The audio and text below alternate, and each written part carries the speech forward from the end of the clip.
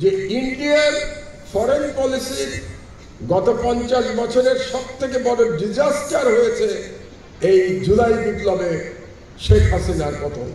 Foreign পলিসির সবথেকে বড় ডিজাস্টার। এই ডিজাস্টার ইন্ডিয়া এত সহজে মেনে নেবে না।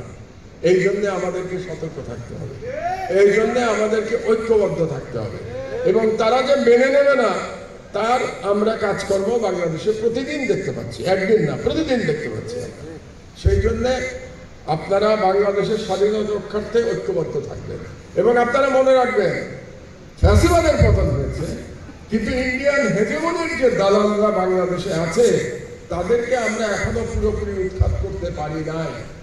সেই লড়াই এখনো অব্যাহত আছে এবং সেই লড়াই হয়তো আমাদের আরো বেশ কিছু সময় চালিয়ে যেতে হবে এবং তার জন্য আমাদের সবাইকে প্রস্তুত থাকতে হবে। আজকের এই অনুষ্ঠান আয়োজনের জন্য আমি মানারত বিশ্ববিদ্যালয়কে অভিনন্দন জানাচ্ছি। তারা ইয়াং জার্নালিস্ট তৈরি করতে চাচ্ছে এবং আজকের যে প্রতিবাদ্য বিষয় ছিল মিডিয়া ম্যাটার্স, অতি চমৎকার বিষয়। এবং আমি মনে করি আজকে আমার সামনে যে তরুণ চেহারাগুলো আমি দেখতে পাচ্ছি তাদের মধ্যে থেকেই সব বিখ্যাত ভবিষ্যতের সাংবাদিকরা বেরিয়ে আসবে। এবং আপনাদেরকে একটা কথা আমি বলে দেই, মানারত ইউনিভার্সিটিকে বলে দিচ্ছে, আপনার ইউনিভার্সিটি থেকে যারা গ্র্যাজুয়েট হয়ে বেরোবে জার্নালিজমে তাদের জন্য আমার দেশের দরজা খোলা। যারা আমার